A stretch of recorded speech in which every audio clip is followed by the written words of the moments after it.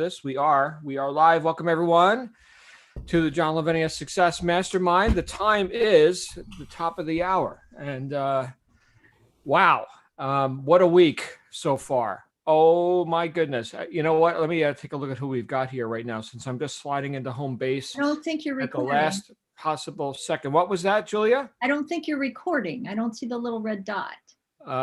Let's see. It's live on YouTube.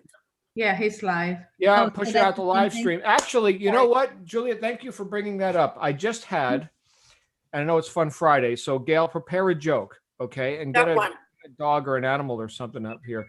Cue up the animals. But I was just having this discussion with Shannon, who, by the way, did this amazing Instagram tips last night. How many of you were on there? I know we got an intimate crowd here today so far. Here comes more people. But yeah, she did branding on Instagram last night. So check out the brand builder recording. She is, now I think you guys know why she's my secret weapon. She knows stuff, That's right. You know stuff too. But we were talking about all the things that we do here in the mastermind group. And we had some considerations about it. Like right now, we're live on YouTube. So if you're watching us on YouTube, you should probably be a member of this group, right? I mean, have a voice and like participate. What you get to see here in our general sessions, and the talk that Shannon and I were having is about whether or not we even keep these going out publicly, for broadcast, or if we actually lock the whole thing down. So we got some considerations on that. But this is like 10% of what we do. You guys know we meet 3 times a day on average, excepting weekends. And yeah, I've had so much feedback over the last, my goodness, since we started the Science of Getting Rich workshop, which is now completed. Although I'll be putting in content and things into that group from time to time. So keep inviting people, right? I'm gonna create that front end, that opt-in page to the whole workshop. I'm gonna create an evergreen version of that. Right now, it's still got the dates, starting on March 22nd or whatever it was. But the idea that came up for me, and I suppose we can run with this. The idea is thinking big and delivering big value. One of the things that Waddles reminded us of in that book. Well, I'll quote it here in just a minute. But before I get into all that, sorry guys, I'm scattered because my clock. Take it off right now and figure out what the hell's going on with this. I've had this watch for 10 years, and it was 10, 8, I don't know, something like that. I bought it because it's rugged and I think it looks nice, and I could smash it into walls and stuff. This thing's been snowboarding. It's been in on the gun range. It's been on Harley rides. And it just keeps on going. It's a Seiko. They didn't even make this model anymore. But I used to be into all these fancy watches, $10,000, $20,000 watch. Doesn't even keep good time. This thing has been perfect up until now. So maybe it's time for another watch. If anyone's looking for a birthday present for me. But Julia, you said you had a comment, Julia. You were saying. Oh, I'm sorry. I was wrong. I didn't see the little red dot, and I was afraid that you weren't recording your pearls of wisdom because right. That's we what all want me them to to start be talking recorded. about YouTube. Right. Yeah, I was wrong. Sorry. We got to capture the pearls. Damn it. That's what we got to do. Capture the pearls.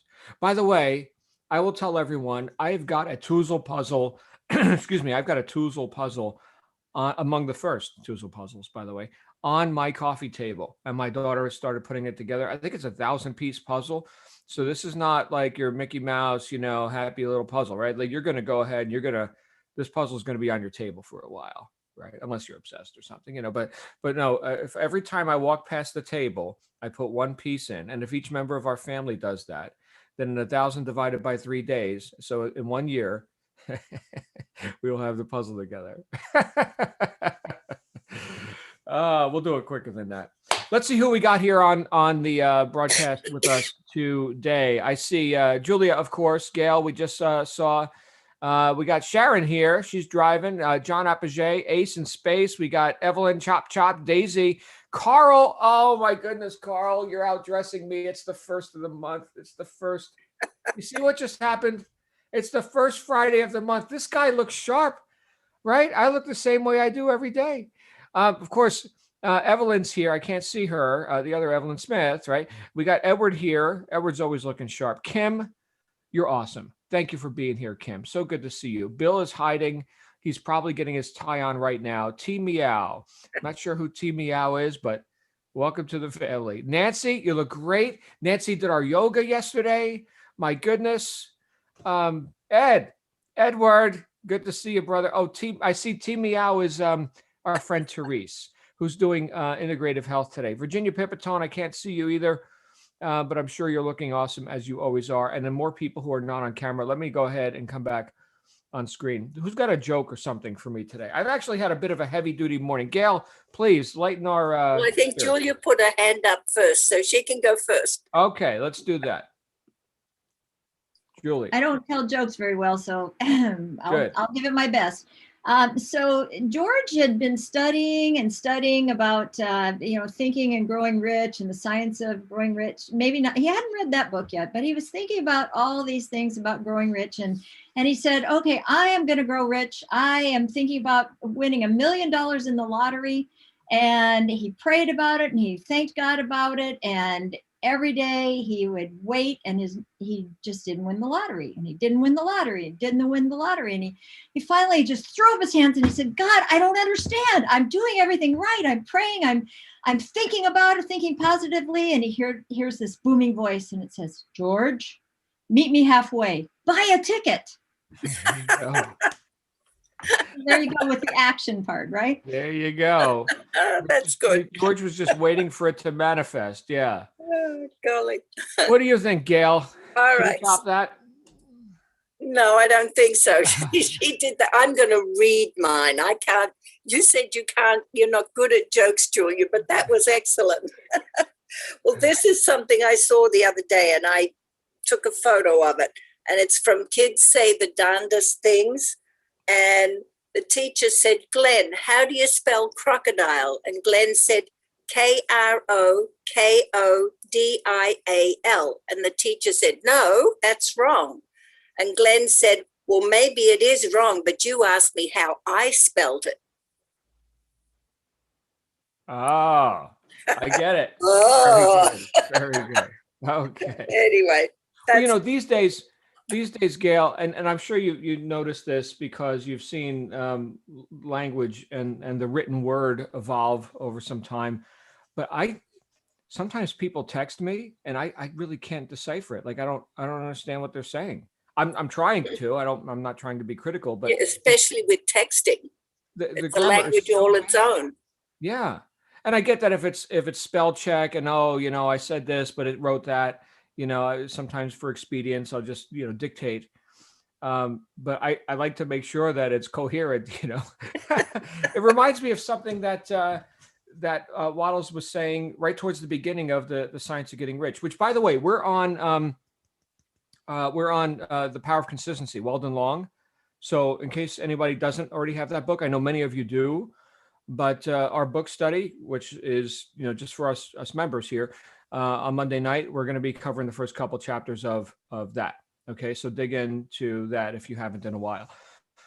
But one of the things that Waddles was saying was what were we just talking about?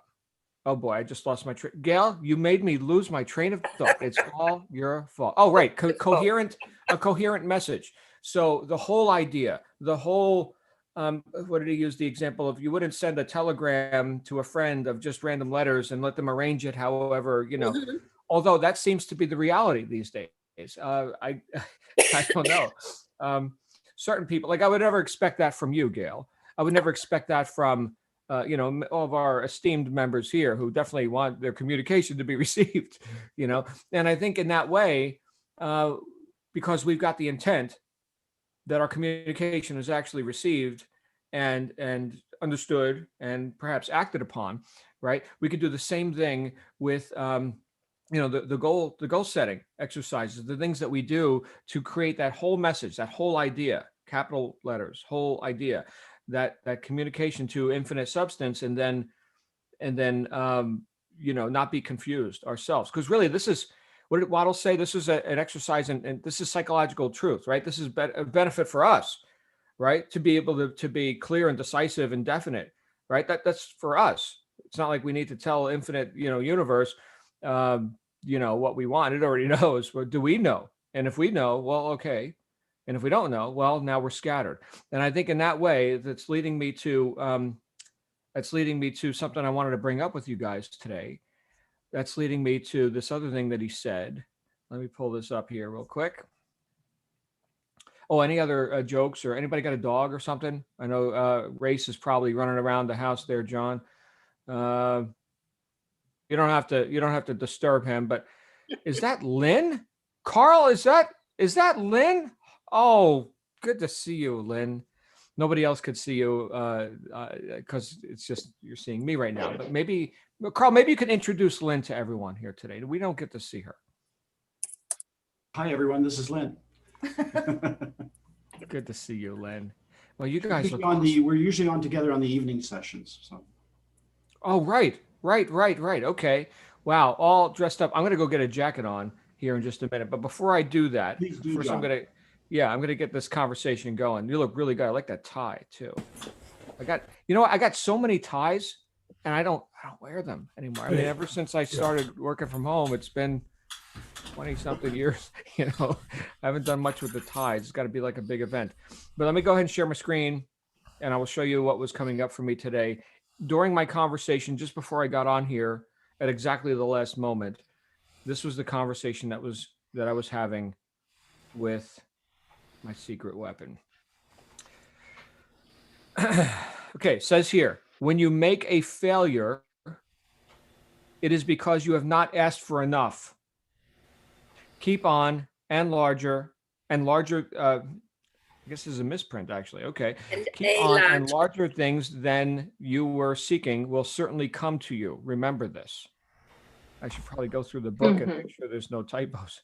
Can you guys see this? You're seeing this, right? Okay, great. So when you make a failure, it's because you have not asked for enough. Here's the thing. I've gone through. Oh, hold on. Evelyn Smith, you got your hand up. I can't see you, Evelyn. Can you get your camera running? Oh, no, I just have a dog joke, but it can wait until you're done. This is important. Okay, so let's kick off this topic and then we're gonna get into a dog joke. Here's the thing. I have gone through much of my life looking in the rearview mirror to determine what I should expect moving forward. Is this real for anyone? Right? So I know we got to hear from one of our newest members, Edward, just yesterday, who's apparently having cognitions and breakthroughs and like, welcome, brother. So glad you're here. Right? Just to be able to recognize this is where I was and here's where I can go is such a huge breakthrough above and beyond. Here's where I was. And therefore, this is what I expect. Is this making any sense? This whole idea of being reasonable with ourselves is so, I think, debilitating. I'm just looking for myself, right? It's like, have I given myself proper freedom to expand, not just incrementally, but exponentially into what I really want, not just what do I think I can accomplish. There it is right there. There's the problem. What do I think I can accomplish? And look, we got people who are very, left brain, and I would consider myself one of them. I'm very analytical and I can look at details, and then we can make business plans and friggin' spreadsheets and all of the thinking this about it and kind of miss it. We missed it. Like, what do you want? And look, you don't already know how to get it. That's the thing. It's I can see on the business plan right here are the things that we expect to happen. But the big results come when we say, you know what? Let me think outside of the box. I know that sounds so damn cliche. I hate hearing it. I hate hearing it come out of my mouth. But what is this box that I've been walking around in? Self-imposed.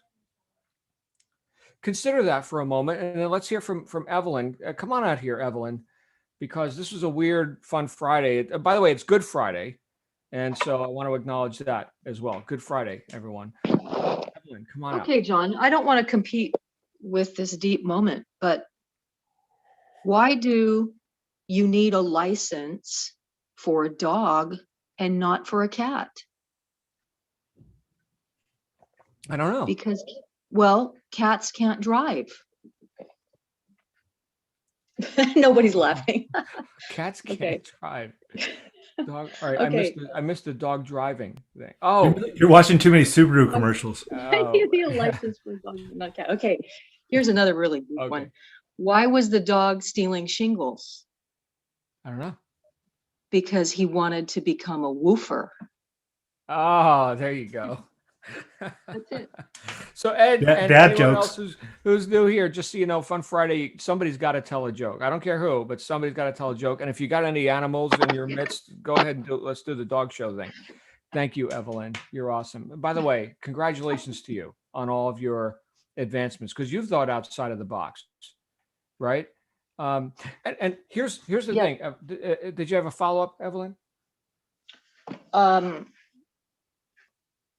It's just that this thing about not really, you're like, okay, yeah, this is what I want. I keep repeating it. I'm working towards it. But there's that space where you're like, is this really going to happen? What if it doesn't happen? Right. And then some breakthrough happens.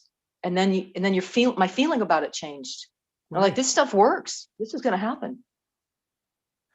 But the feeling is so important. Right. That reveals who's doing the work, right? How do I feel? I don't know if you've read my book, Integrity is Everything, but it's one of the things that I offer as a reminder for myself and anybody else besides me who wants to read that book.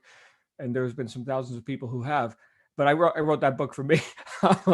Here, John, how profound. Read this again, right? Think these thoughts again. Like Goethe said, all intelligent thoughts have already been thought. Just think them again. So, so the idea that I could become this person with expectancy, with that elevated emotional state, with the idea and the exhilaration that comes with the certain way, knowing without doubt, certainty, right? No doubt, knowing that even though I don't know all the drama that's leading up to the achievement of this vision that I have, this big vision that I have, that it's going to be delivered. And I'm not here to sit around and question it, nor am I here to sit around and look in the rearview mirror and be reasonable. And because reason is based on what? On things we already know.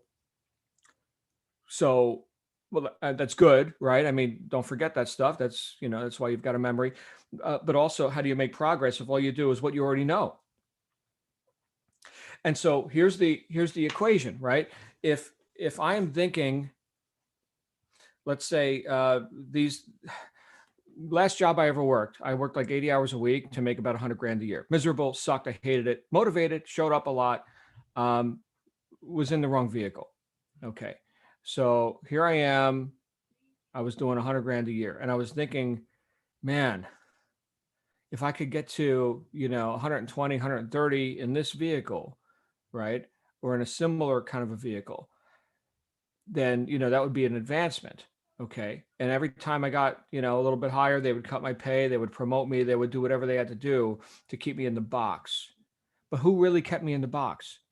Was I a victim? Did somebody put a gun to my head and said, hey, you must work this job and you must comply with, no, you can do whatever you want, take a walk, right? But I was thinking inside the box because even though my goal, and I know some of you have heard the story, my goal was to make 20,000 a month, double my income. That was my goal. But there's a very big difference between wishing for a thing and being ready to receive it. Actually, that's a direct quote from Napoleon Hill. If I'm married to these methods, these things that are in the rearview mirror, these things that helped me survive up to this point, that's good reason, right? That's reasonable. That's nice. But if I'm married to that, how can I make progress? How can I think outside of the box? Nobody held a gun to my head. Nobody said you were married to that vehicle. Do whatever you want. You live in the land of opportunity, man. Do whatever you want. And it was only when, here's the thing, it was only when the necessity level was high enough, when my back was right against the wall, that I got creative. In fact, I can't even take the credit for having gotten creative. All I know is I ended up in the hospital. because my body was failing because of the constant stress that I was under. And that door was closing and another one was opening. I didn't know where that door was that was opening. And we've chuckled about this, but as I wrote in the book, you know, it's one door closes, another opens, but it's dark in the hallway. I was in this dark hallway. I could run back to the door that was closing and jam my arm in there and get it open again. And no, keep me in my safety and my comfort zone, man. I need this. That's like the rat looking for cheese, like bare bones survival. Survival's good, but there's different degrees of survival, you know? And when it became apparent to me and to my wife, because the doctor told her that your husband will be dead in 5 years if he keeps going like this. I was barely 30 years old. Well, then new ideas started to come and I didn't know where they were coming from. And I became open to opportunities to think and live outside of that box, because obviously my best thinking got me this far, but not further, right? So it's a bit of a recognition, not only recognition of need for change. Hey, this shit doesn't work, but also my best thinking. I've got to evolve, right? If I want to have more, I've got to do more, which means I need to be more, be, do, and have in that order. So who is this guy that's showing up at the scene of the crime, struggling for years, right? Who is this guy? Right? How about a different guy? Who are we going to bring in to do this next job? We got to write another chapter in this book. And because I knew what I wanted, and it wasn't an incremental increase, it was an exponential increase, in this case by a factor of 2. I was making 10, I wanted 20, right? I attracted, and I didn't have control over this, not direct control, but I attracted an opportunity to make, bam, 20. And after missing that goal for years, because I hadn't been asking large enough. Back to the Waddles quote. My goodness, John, talk today. Back to Wallace Waddles' quote. We didn't ask largely enough because I was timid, because I was hedging or hesitant or indecisive, and attempting to stay comfortable. To stay on this cliff, right? There's this cliff over here, and there's this other one over here, and it's way higher, okay? And I was trying to straddle the ravine, right? Can I just have my comfort zone and make big progress? No, you got to jump. Thinking in reverse, right? Looking at, what should I expect? Or what, I've failed before. What if I don't make that next plateau, right? All this doubt, right? We've talked about this certain way. And I think a lot of times, because we are reasonable people, we want to think in terms of incremental increase, and we don't ask largely enough. So the point is that I attracted an opportunity to have that exponential increase. And after missing my goal for years, I hit it in 90 days. And that was just the beginning. That's not like, oh, I have a new limit in my life. Opportunity opened up and possibilities opened up, and I stopped thinking in reverse so much. I started thinking, okay, well, you can do 20. Well, yeah. Oh, this guy just did $100,000 in a month. By the way, in that business, we were selling intangibles, personal development programs and seminars, and which is my passion, right? I think that's fairly obvious, but I'm into philosophy and psychology and personal growth. I've been into this stuff for over 30 years. It saved my life. Right. So can we put that into the marketplace in such a way that people, experience that transformation? Anyway, that was the main thrust of that business. And here's the thing, I had no reservations about it. I wasn't, oh, maybe, or I'll try, or anything like that. It was full friggin' throttle. Once that door opened and I saw that, I recognized, because I was thinking big enough and decisively enough that I could recognize the door opening. Sign me up, damn it. Full throttle. And that's when I kind of found my voice. Here's the rest of the story, though. All of us, and we've got all different age groups here as well. All of us have experienced losses in life. And we have, because we tend to be reasonable, we have the tendency to settle back into that which is reliable in terms of I would say a rather low standard. I think a lot of us walk around with low standards. And if you don't own that, then to say, no, John, you're wrong. I have very high standards. Okay, great. I'm imploring you to do that, to have high standards, right? So rather than just think, you know what, if I'm making, 5,000 a month now, maybe I can make 7 or 8. Okay, maybe raise the bar a little bit, right? Does anybody else in your entire line of work make more than 7 or 8,000 in a month? Oh yeah, lots of them. Okay, are they special or something? Remember, it's be, do, and have. So I think if we're going to do the work, we've got to rehabilitate our standards and stop identifying so much with the reasonableness, which I could also call the mediocrity of it, right? And we can decide who we are right now and ask largely and definitely. So that whole communication, and it's not what I think I can accomplish. It's what I want. It's what I want. I don't know how to get it. That wasn't the question. What do I want? Unapologetically. And then when we've got that sort of definiteness, and if we could just hold that, and this could take you a couple of weeks. This could take you, you could have, again, based on necessity level, if your back is right against the wall, you tend to get decisive a little bit quicker, right? It could take you a year, right? In my case, it was about 90 days. 90 days of just holding that vision. And again, unapologetically, nothing vague about it. That's where I'm going. I don't know how to get there, but I know I'm on the right track. I know that this will bear fruit. I am acting in a certain way. And I've demonstrated that knowingness because I've committed myself. Here's the thing. I committed myself beyond reason, beyond logic.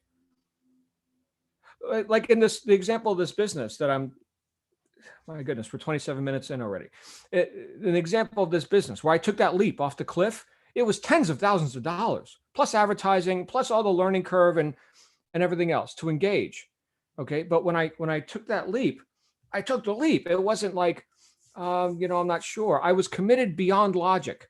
This is a spectacular thing, by the way. If let's say that you're in the home business space. I know we've got a few people here engaged in various forms of networking and home-based business, affiliate programs, et cetera. Typically, in that space, you've got a very low barrier to entry, right? Anybody can just show up and call themselves a business person, an entrepreneur, and throw a few $100s, couple $1,000 on the table, whatever it is, and then take a walk. And that's typically what happens. And I've seen people walk from $50,000, startup costs and everything else, right? I know that, that may sound wild, but look, people every day are throwing $500,000 at crappy franchises. Like that's somehow a good deal. That deal sells like every day. And a lot of them want to take a walk. Okay. But the idea, the idea that somebody is going to have that level of commitment and definiteness and persistence and resolve because they put $1,000 on the table for a home business or something, there could be that rare case. And when you do see that rare case and they become a top producer, it's because they treated it like they just put the 500,000 on the table. They are so outside of their comfort zone. There's no turning back. And I think that's the threshold. That's the threshold we got to look at. It's one thing to say, I want increase in my life. Exponential, not incremental. I want big increase in my life. That's what I want. I've decided. It's another thing to burn the boats and say, you know what? I have to now. I have to. I remember telling my mentor, I will do this or I will be a bloody corpse. One or the other. No middle ground. Success or death. And you know what? Every time somebody in history has said that, and I guess right now I'm putting myself up there with, some of the greats. But I had that same level of resolve, right? So Hernando Cortez, right? Burn the boats. We're here to take the Aztec gold. If we're going home in their boats. That's it. Destroy our boats. Wow. Okay. Patrick Henry, give me liberty or give me death. Wow. Okay. Is there anything vague about that? Was he vague in some way? No. I think we mince words too often to ourselves.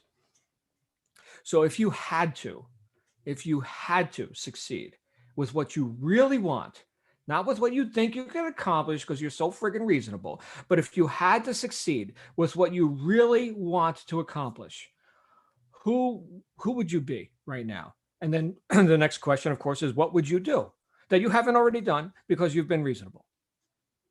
Who would you be and what would you do? You already know what you're going to have. We already know that. It's be, do, and have. Have what? We already know what we're going to have. But what do I need to do in order to have it? And who do I need to be in order to do that? So we think from the end. Excuse me. We think from the end. As this person who accomplishes this, notice I use the word in present time. I accomplish this. The person who accomplishes this, that's a present time reality. That's an affirmation. As the person who accomplishes this, what does that person do? Great. I'm going to go do that now. It's not comfortable. It's not reasonable. There's nothing mild about this. It's unmild. This is actually what earned me the little moniker of the Godzilla of personal growth those years ago. Edward, you remember this, right?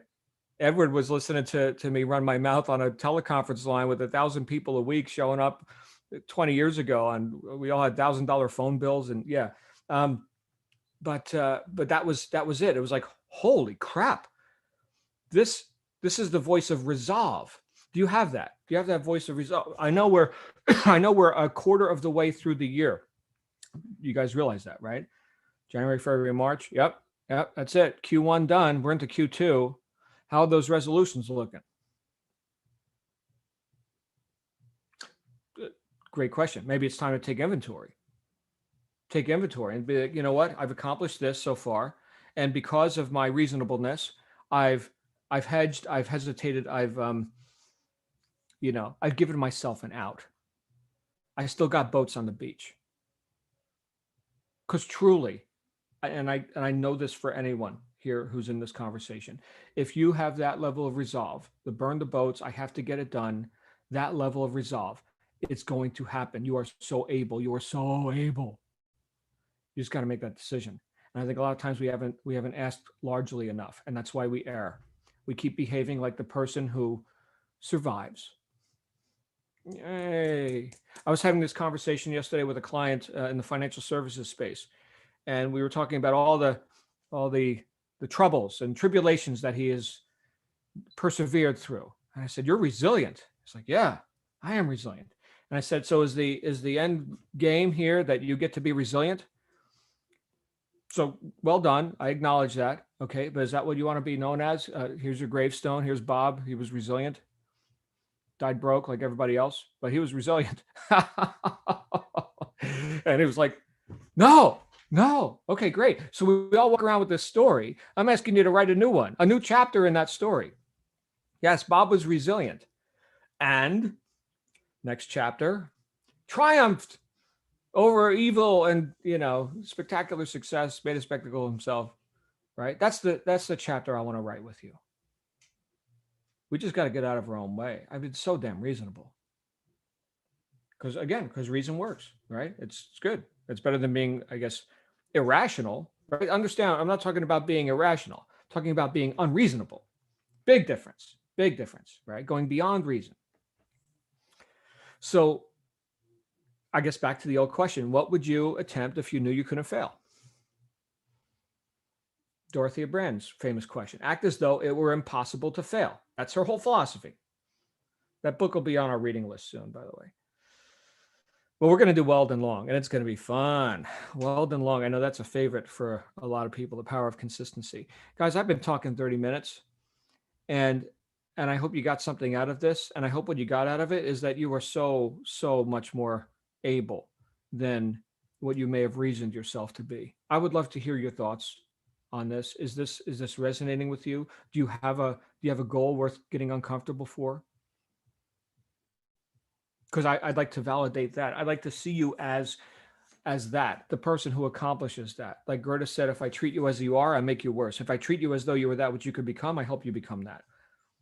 Who are you? Please tell me, who are you? right? And then I'll know. And then what we validate expands. Okay, well, now we agree. That's who you are. You're the person who accomplishes that. I think we don't put ourselves out there because we want to stay safe. Because what if I fail? What if I don't make that 20 grand or 100 grand or whatever it is, or buy that property, that investment, that breakthrough result in my life? What if I don't make it? Then I'll have egg on my face. I dare to make an ass of myself. There's our affirmation. I dare, Glenn, to make an ass of myself. Thank you, Glenn, for holding me to account, right? If I'm not reaching, then you know that I forgot who I am, right? How many of us forget who we are again and again and again? I'm done talking. Please, someone save me, save me from myself. Oh man. Hopefully I made some sense. Evelyn Melendez, you've got the floor. Holy smokes, you're on fire today. You have been saying so many things that are so key to each and every one of us. I am uncomfortable right now because I want to take it to the next level. And I go back to thinking, I know what I'm doing now in terms of, my business, right? But I want to take it to the next level, which is wholesale, which requires more learning, more involved, hands-on, to go after the big accounts where I can just go now from the manufacturer directly to FBA in pallets. So I'm really taking it to the next level.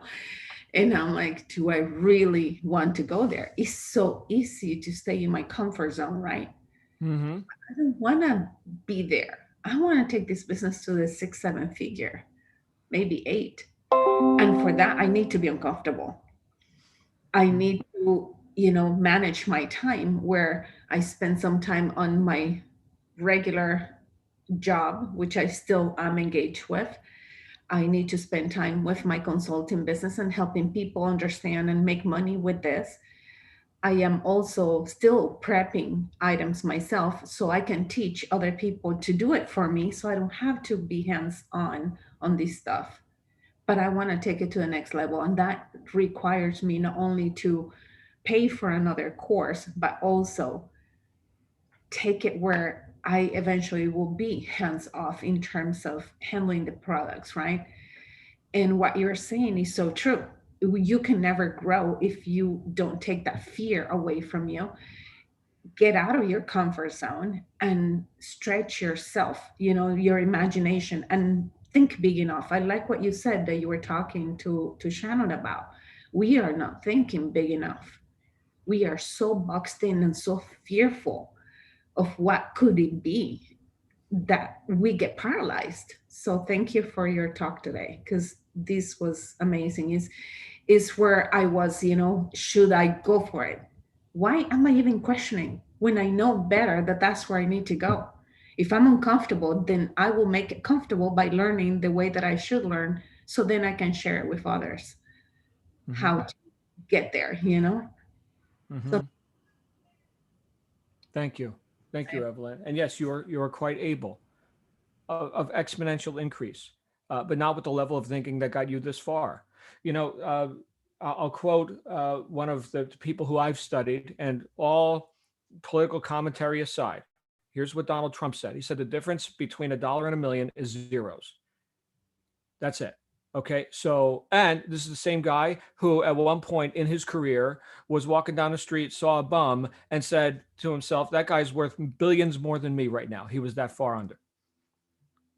So what's the thing? We don't identify with the failures. We identify with where we're going, right? It takes tremendous, it's thought. It's the hardest work there is. What if we all just behave that way? What if we just decided, okay, let's do that. I'm going to be unreasonable. I'm Godzilla now. I'm going to be Godzilla. Yeah. What will people think? I don't give a shit what people think, right? I'm here to get a result for me and to lift others up as well, as we just studied in the Science of Getting Rich. All right. Evelyn, you're unmuted again. Evelyn, any other hands? Get them up. Hey, Evelyn. No, I was just gonna say sometimes, fear will paralyze us. We will overanalyze things. We will create excuses. Mhm. Why not? You know what I'm saying? Instead of saying, why should I do this, or saying, yes, this is the way that I should go, we look for the excuses of not doing it. Why shouldn't we do it? And it's just to shift your thoughts, Mhm. your thinking, and move forward to something positive. And the only person that puts that glass ceiling is you. Mhm. Because why should I limit myself to only make 10 grand a month? Why shouldn't I add another zero and say $100,000 a month? Yeah. What's stopping me from saying that? Right? It's myself. So when you start believing in yourself and knowing that, yes, it will be a little bit uncomfortable at the beginning, as it is with any journey, any learning process that we have, but we stretch ourselves, and open our minds that we can learn a new skill, we can learn new things, we can relearn others and revisit others that we knew about, but we disregarded in the past. That can be achieved. Mhm. Beautiful. Thank you, Madam Chop Chop. You are here. All right. Let's see who else is coming out here today. We've got some time. You guys want to share some ideas? You want to stake your claim? You want to say, look, here's what I really want. Let me just come clean. Here's what I want. I don't know how to get it, but then at least we'll know where you're going, and then more people than just you will know. Kim, you've got the floor. Ooh, wow, this is really, I'm very emotional today, so I want to be careful because I feel like I'm going to lose it. But I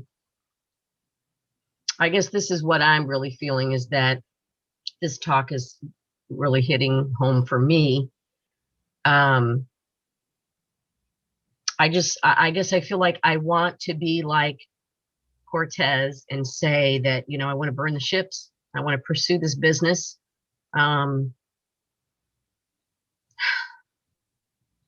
With everything that I have within me. And I feel like I've been doing that.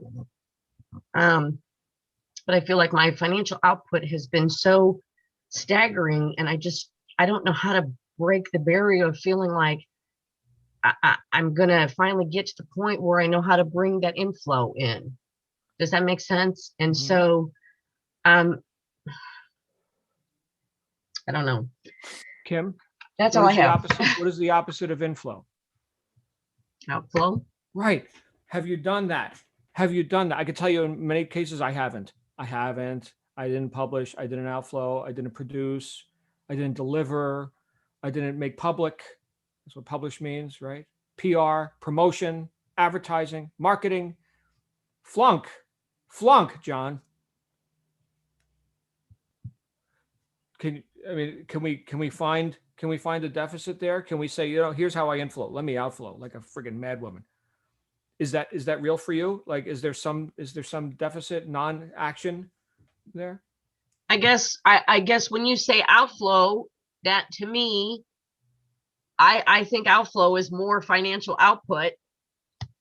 You know what I'm saying? Right. Okay, great. So we inflow money because we outflow value. And like in the space that I'm in, right, with coaching and consulting and all the stuff that I do, I've got to put out ideas and content and things which attract the ideal customer, the ideal audience, right, to want to participate in the benefits, which I just demonstrated that we've got over here. Okay. And then I inflow customers, money, right, and referrals and what have you. So it's not, let me exchange money for money. If you're an investor, okay, well, now we're investing, right? Carl can tell you some stuff about that. We go ahead and we have the capital gains account here, and we're basically betting on other people's competence, right? Hey, you're awesome, Kim. Take some money and go be awesome and grow my investment, please. I'm not touching the business; it's your business. But I already determined that you're awesome. So here's some money, and so that is a whole different path. That's the path of capital gains. But when we're talking about earned income, which is the majority of what we do with our hours, even if you've got, let's say you had $1 billion that was just growing every day by, 100 grand or something. So now it's not about the money anymore. Okay, what are you doing with your days? watching the grass grow, sitting around. I suppose you can meditate for a while, but okay, now let's get on with it. Get on with what? What are you doing to add value to mankind? And are you doing enough of that? There was a poem by Steve Bow, I think.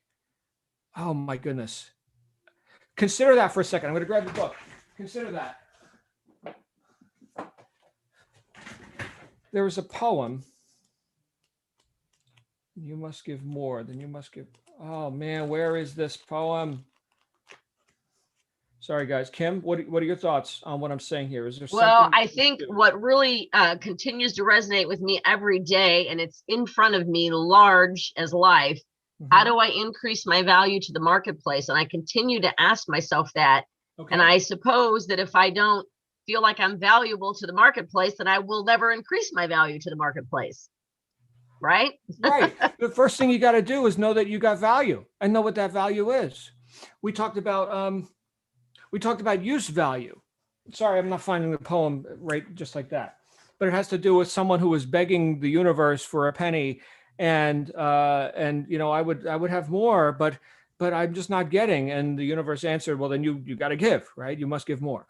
So you can participate in life's bountiful store, but you must give more. Anyway, it was a poem. We talked about use value in the Science of Getting Rich, right? Here's the Eskimo, and I've got the painting worth thousands, right? And I'm going to trade it with this Eskimo guy for $500 worth of animal furs. Well, you only got $500 worth of animal furs for that multi-$1,000 painting? Yeah, well, you actually ripped off the Eskimo because he has no use for the painting, okay? But here's a $50 gun, okay, for $500. Wow, man, you just took that Eskimo for a lot of furs, right? No, here's the gun. Go get millions of dollars worth of furs now, right? Go get your animals, get the meat, clothe your family, right? So use value. Part of the so that's a consideration about ethics in business, right? That's what Waddles was offering us. Have ethical considerations about the exchange you're about to make in the marketplace. Okay, so know your marketplace, and also, but also the rest of that story is know the value of what you have. Let's say you do want to sell the $2,000 painting. Don't go to Baffin Bay to see the guy in the igloo, right? So we've got to figure out, what is the value? What are you friggin' awesome at, Kim? And you are. Okay. So what are you awesome at that you can then take your own unique expression or talent and serve your fellow man with that? For exchange, right? You outflow that, you inflow money. And I think, again, looking at my own experience, where I have fallen down, granted, I'm millions of dollars down the road with this, and I'm telling you, I've fallen down. Okay, so it's all by scale. But where I've fallen down is a failure to adequately promote to the degree. I think right now of a very open example that many of you here have confronted, whether you wanted to or not, and that's the point. You've confronted this person whether you've wanted to or not. Grant Cardone. Okay, so here's a guy who everywhere you look, there he is, right? Is his content the most breakthrough stuff in the world? Maybe he thinks so, maybe not. I'll tell you what he told me. He said, John, best known beats best.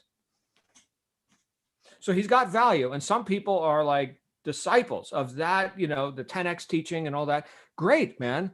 That's fantastic. It's not, super highbrow stuff, but my goodness, it'll get you off your ass. And for a lot of people, that's just what they need. But the idea of everywhere you look, there he is, right? The foremost sales trainer in the galaxy. Okay, if you say so. The point is, he said so 1 million times, and now other people know it. So that's why I introduced the idea of, who are you and where you're going? What do you want? What do you really want? So this way I could start experiencing you, not just you, Kim, but experiencing you as that. I expect now, because I know who Evelyn is, exponential increase in her life. Yes, Evelyn Melendez, right? The risk taker, the goal achiever, not just the goal setter, the goal achiever. So then what combinations need to happen? In the case of Evelyn, she's talking about wholesaling. There's probably going to be some financial investment in that, some risk. Okay. A calculated risk, not chance. We're not rolling the dice. Okay. We're not dummies. So she certainly knows enough about, product research and all that, right? And if she didn't, she wouldn't be going down that road. She wouldn't be inclined to even look down that road. I'm not looking down that road. That's not my road. Okay. But for her, yeah, go crush it.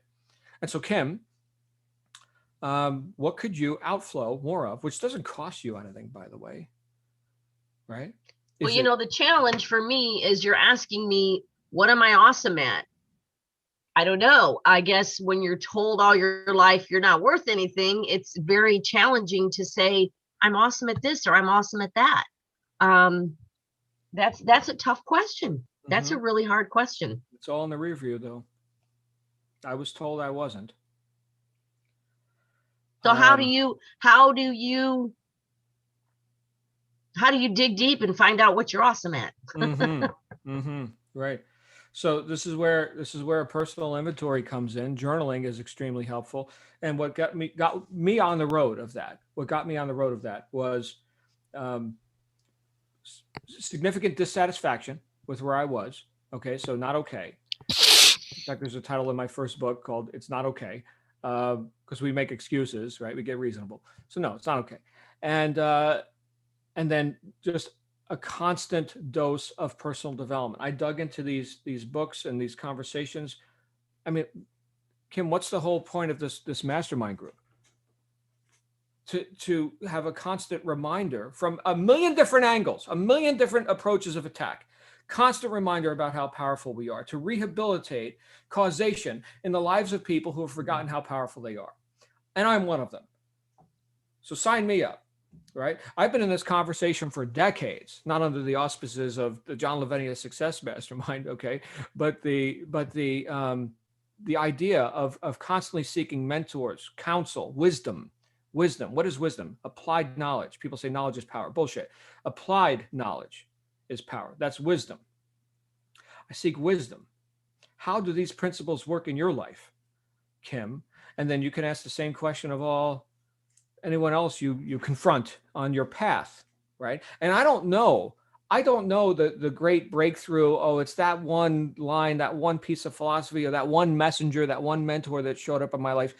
I don't know when it is.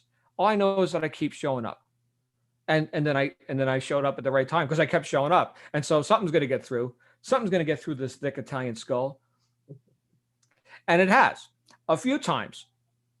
And holy crap, right?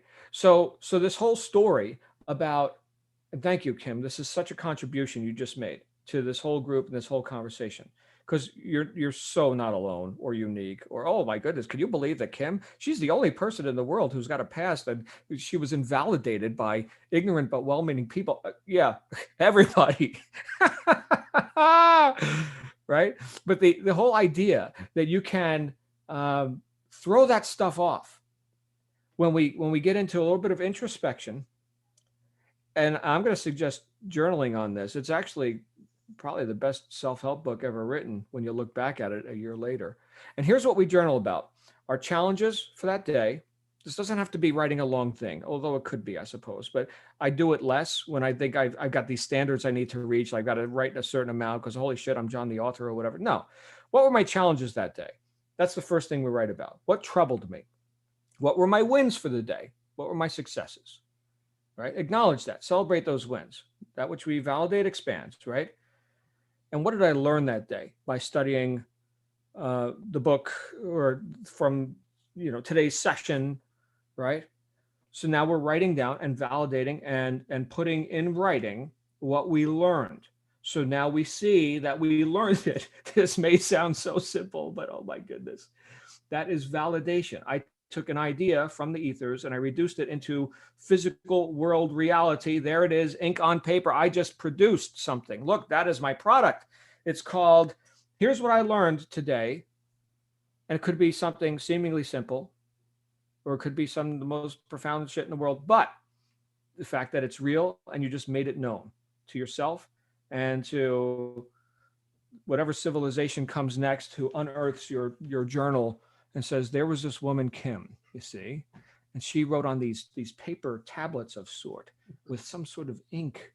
Now, of course, we just do, this hologram stuff, telepathy. Who knows, right? and I'm going pretty far afield right now of the main point, but the main point is find what you are, what you've got a unique talent or expression in Hindu, they call it dharma, right? It's like your purpose in life, right? There's something you can do in a way that nobody else in the world can do. Okay. Thousands of other people do it, but not exactly like you. In my world, Kim, I'll tell you, I think you probably know what it is. It's sales. So any product that I might be involved in, I make myself a part of the offer. So there's the product, which is within the offer. The offer includes the product, but also includes other things too, which you can't get anywhere else. And that's me, by the way. I'm part of that offer. Mhm. Right. So, by the way, hopefully that doesn't come off as, oh, John thinks he's God's gift to the universe or something. No. Although, right, if you don't have that acknowledgement of self and that idea of self-worth and validation, because as you already indicated, you're not going to get validated out there if you're relying on that. Oh boy, right? Of course, you are going to get it here. We're your family, okay? But you chose this family, okay? Because you know where we're going with all this, and all we want, the only thing we want, is for you to make a spectacle of yourself in a good way, okay? But if you can put that out there and know that you've got a unique talent or expression, I'll tell you what, Kim, I don't know anybody in the world who communicates exactly the way you do, and you get through, and you're so authentic. I don't want this to just be me giving a tongue bath to Kim, but holy crap. To think of before you entered this group, before I met you, right? You weren't in my life. And now it's like, Kim, of course, Kim's awesome. I know Kim. She's like a sister. I could say that about other people too. Carl's a brother. Ivier, Ace, Gail, Edward, right? Julia, I'm doing Julia's friggin' puzzles in my house. Julia's in my house. I've never even met any of you in person. Oh my goodness. Well, you know what? I just want to say thank you, everybody, for letting me be vulnerable, because that's what I feel like right now. And I don't want to cry. So thank you for letting me be vulnerable and just expressing where I'm at. But, I know that I love this group. This group has been amazing for me, amazing in my life. I have seen the changes in me tremendously. I mean, from day one to now, just having a rough day today, but tremendous changes in my life because of this group. And I've said it many times. It has helped me to, I will keep saying it, helped me to think deeper, to love stronger, to have better communication, and to be stronger in my, I guess, in my beliefs, and to be able to express them. So for that, I'm grateful alone, as far as the business aspect of it, I'm going to get there. It's just taking me a little bit longer, I guess, than everybody else, but I'll get there. So thank you, everybody. It did take you longer, but guess what? You just made a decision, if you say so. And so now what can I do today that's going to move the needle in my business? What's the most profitable idea that I can come up with and execute right now? Done. Right? Wrong? I don't know. Perfect? No. Done. Right? And then we move the needle. And what is the basis of morale? Production. Oh, look, I just produced something. Great. Let's build on that. It's got to be that upward spiral, but we can't sit there and be comfortable with this. It's not going to happen if you're sitting there being reasonable and comfortable and all this other crap. Okay. Rationing lies to ourselves. Kim, you're brilliant.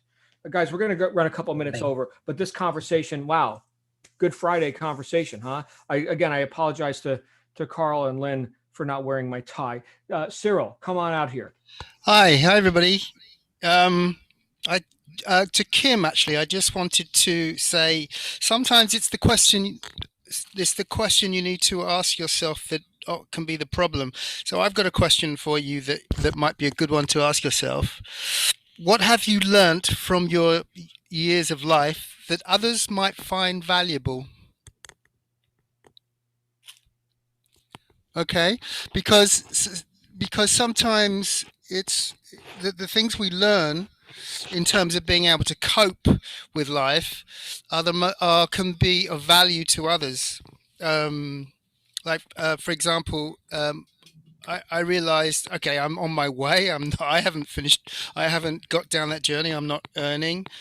I'm out of money because I spent all my money on Blue Sky. But and I know the Blue Sky angle, the e-commerce will be a element of what I'll be doing, but I realized that it can only be an element because I don't have the cash to bring that forward into fruition. So my goals, and I've been on them since I've been with you guys, because it was with you guys I realized the direction I should be going in. So my goals are e-marketing, which I'm along about 9 months in studying and collecting info. And then the other part I realized was as part of my first offering is I'm writing a book about my eczema because I've learned so much, and I know I can help and have been helping a few people with theirs. So and I've learned because so I know that's my first part. And to be honest, actually, every now and again, people like Adrian are giving me ideas about other books I might be able to do later. That in other things I've learned, because I've learned a lot in terms of trying to cope with my life and my body. And the other and so yes, what have you learned from your life that others might find valuable? And I think that's a question to ask ourselves at times anyway, because it also tells you how far along you've come from where you were, which I think is always a good thing to see about ourselves. Yes, I must admit, yesterday was quite an interesting one for me because just to move on from that, because I realized that the conversation I had with you guys was actually when I'd actually been starting to research a particular subject within the e-marketing, because I realized that somebody was selling it as part of their offering, and it's called flow, and it's basically the in the zone moment. And I realized that what I was talking about yesterday was what a particular scientific researcher has termed flow. And I'd also realized, particularly today, that actually I've been chasing flow most of my life. And I think a lot of people do, in the sense that that particular, my most, the biggest flow I get is from dancing with a partner. But I realized that when I'm really in the zone, I get it a bit from that. And I got it from dancing on my own as well, not to the same degree, because you're on your own.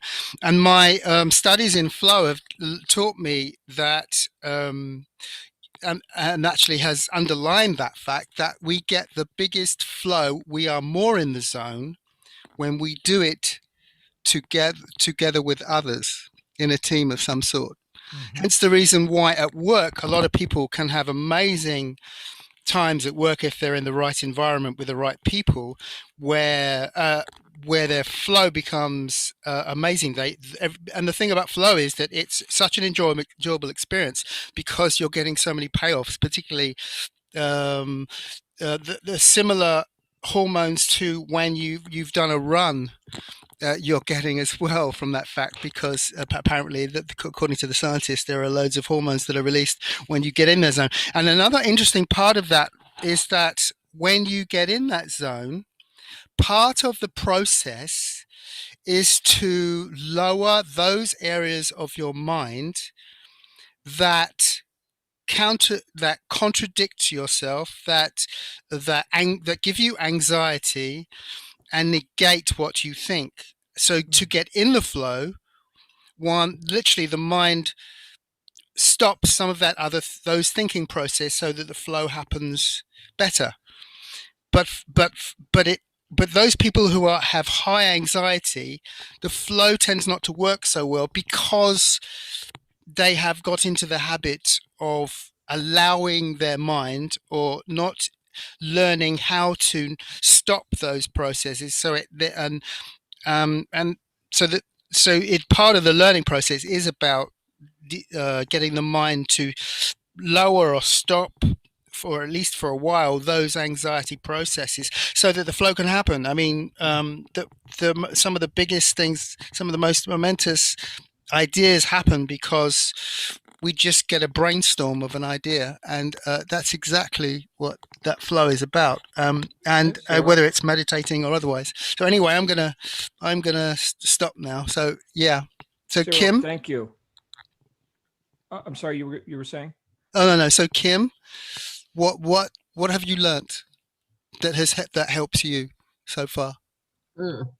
Great I question. have learned that I am an overcomer. I have overcome so much in my life. I've overcome financial destruction. I've overcome abuse. I mean, I've overcome depression. I've overcome, family that is not.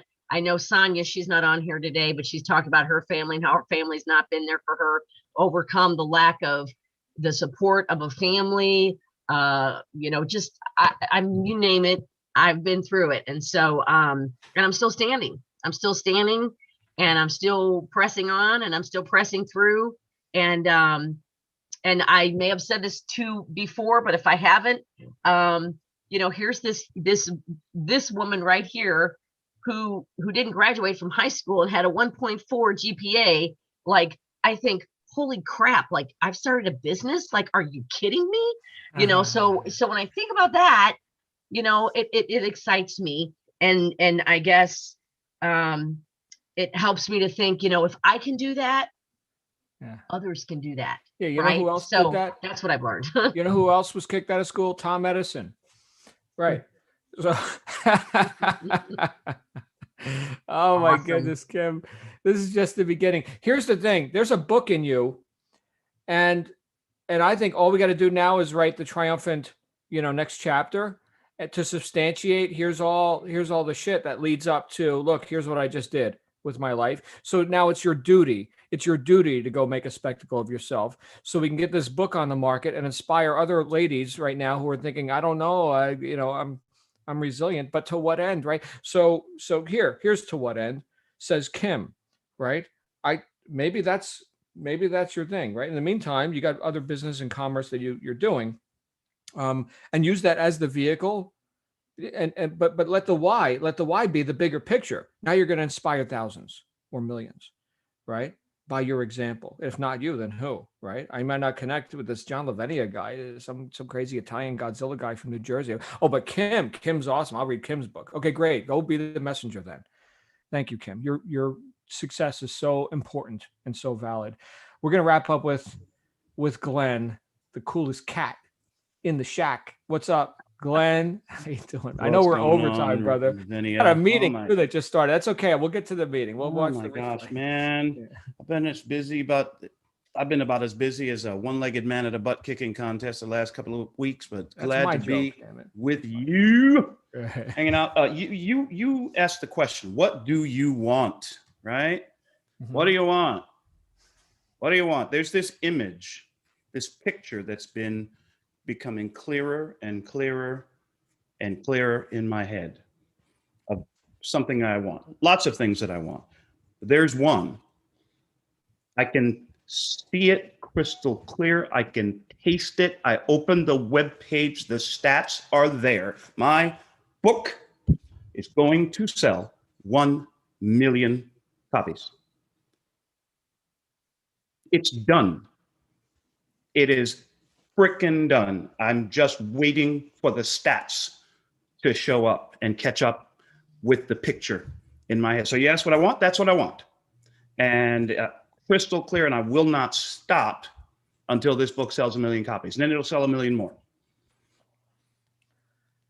It took a while to get to this point mentally and emotionally, because it took me 2 years from the decision to write the thing in the first place. It took me 2 years to actually sit down and write it, almost 2 years. Because, I mean, who the heck wants to hear what I have to say, right? And then I figured out that, you know what? There's clearly a bunch of people that resonated with this story. And so this love letter to Star Trek, and with a couple of life lessons thrown in. And so, you know what? Let me write the thing and put it out there, and what the heck? People started buying it. And so now it got to the point it continues to build up until now there are at least several million people on the face of this earth who are chomping at the bit to read this book. They just don't yet know that it's been published. And once they know,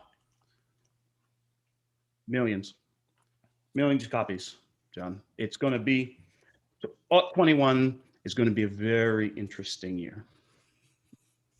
In a good way. I love you, brother. This is so great. It's like make a damn decision. And you know what? There's a few Star Trek fans on the planet. Last time I checked, I just went to Amazon and I just typed Glenn Henderson. What? Glenn Henderson Star Trek? It's the first. Look at this right there. Oh my goodness. You know what just 5-star happened? rating, right? Now, when I could type Star Trek and the first thing on the first page is Glenn Henderson's book, now we know we've hit the traction, okay? But I just typed Glenn Henderson and it suggested Glenn Henderson's Star Trek. Look at that.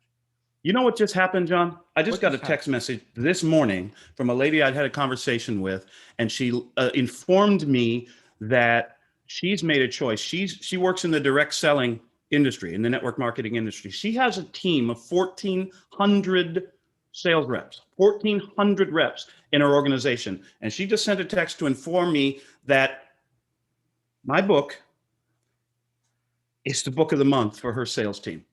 Wow. So here we go. You know, declare your intention to the universe. Figure out as quick as you can, Kim, figure out what your intention is. Figure out what you want and then declare it. And it's done. Oh, wait. Declare it and then frickin' go to work. And it's done. Look who's number one on the reviewers. Oh, my golly. Who is this Lavenia guy? I need to meet this guy. Yeah. All right. My friends, what a session today.